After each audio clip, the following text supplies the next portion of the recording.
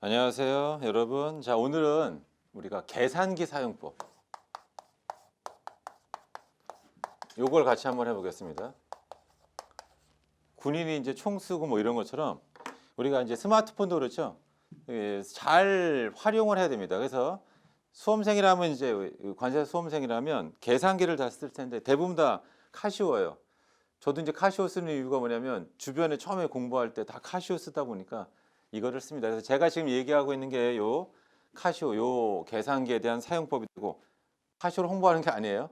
대부분 다 이제 계산기에 보면은 뭐가 있냐면 AC 여기 기능이 있습니다. 이게 이제 올 클리어 이렇게 해가지고 다 새 출발할 때 이제 쓰는 기능이 이제 요 AC 기능이 되고 그 다음에 여기 보면 M 플러스 M 마이너스 MR 이런 게 있어요. 이게 메모리죠. 저장하는 그런 기능이 되겠습니다. 그리고 여기 GT 기능이 있어요. 이건 다 합치는 그런 기능이 되겠습니다. 그래서 우리가 뭐냐면 사채 같은 게 있어요. 기본적으로 뭐냐면 우리 현재 가치 평가라고요. 우리 회계 시험 자체가 우리 현재 가치 평가가 주된 내용이 되겠어요.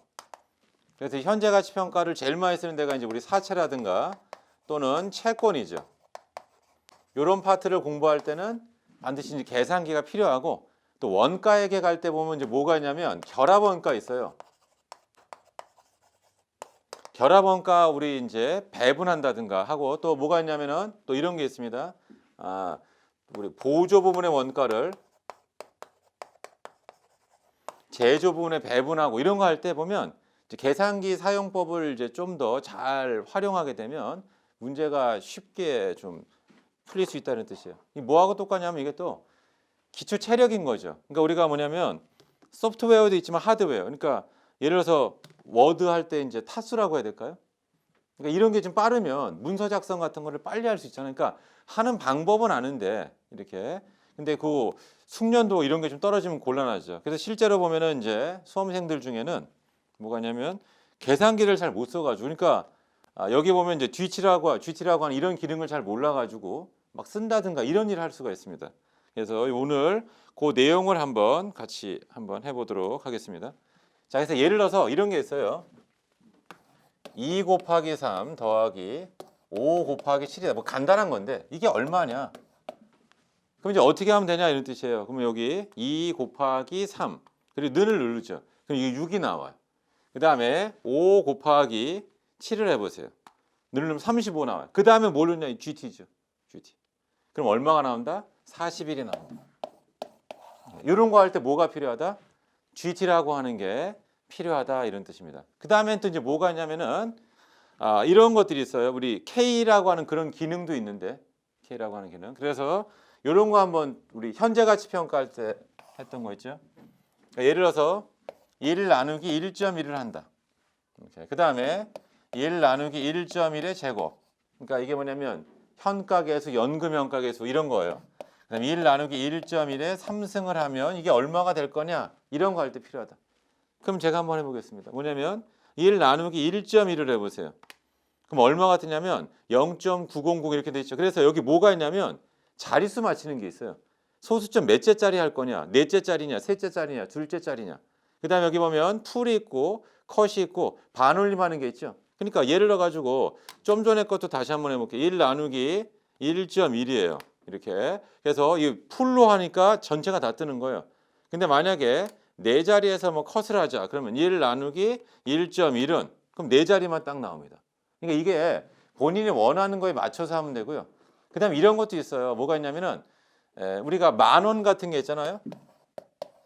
컴마 이렇게 쓰면 그러면 이제 어떤 사람들은 10,000원 이렇게 하는 사람들도 있어요. 근데 저는 제가 공부할 때는 어떻게 했냐면 여기 자릿수를 세 자리에다 이렇게 맞춰요. 세 자리에다가 이렇게. 그러면 요거 공 세 개를 생략하고 푸는 거죠.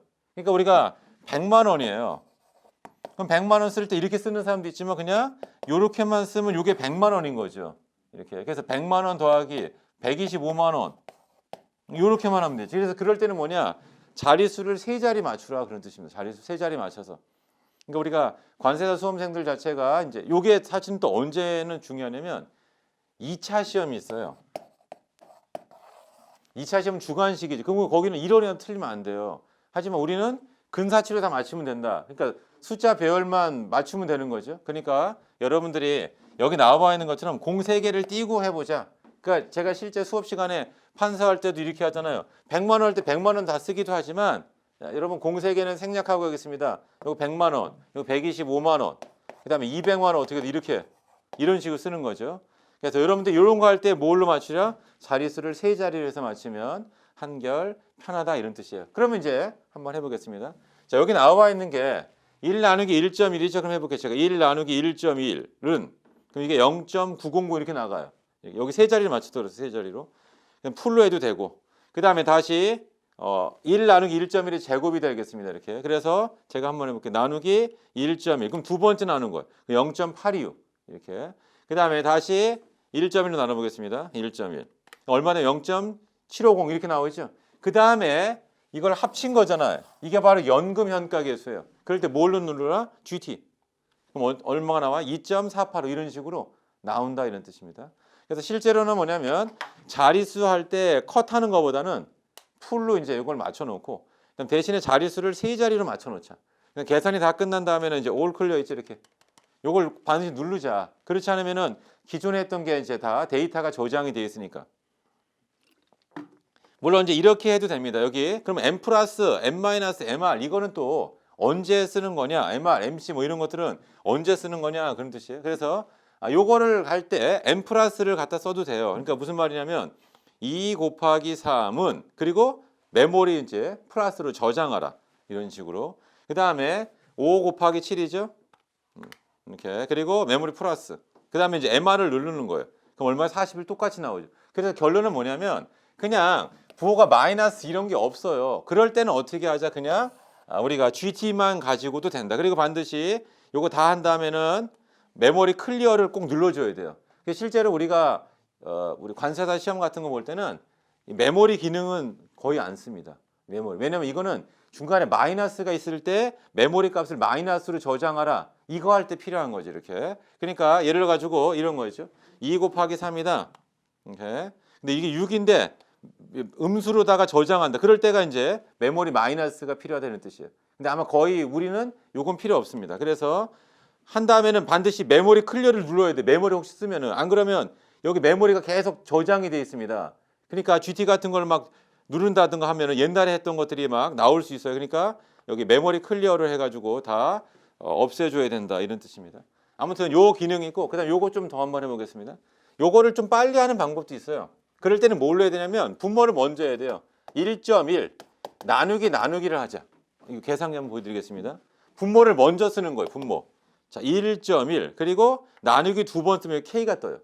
K가 안 뜨면 후진 계산기예요. K가 떠야 돼요. 이렇게. 그러니까 이 카시오는 뜬단 말이에요. 이렇게. 그래서 1.1 나누기를 분자를 씁니다. 1 는 그리고 G7를 눌러도 똑같이 나온다. 한번 해보겠습니다. 제가 자 1.1 분모를 먼저 쓰는 거예요. 그리고 나누기 그럼 K가 떠요. 이렇게. 그리고 1는 그럼 이게 0.900 나오죠. 그게 첫 번째 거의 개수예요. 다시 는을 눌러보세요. 두 번째 거 0.8264 그리고 다시 는을 눌러보세요. 그러면 세 번째 거. 그 다음에 이제 G7를 눌러보세요. 2.48685 이런 식으로 나옵니다.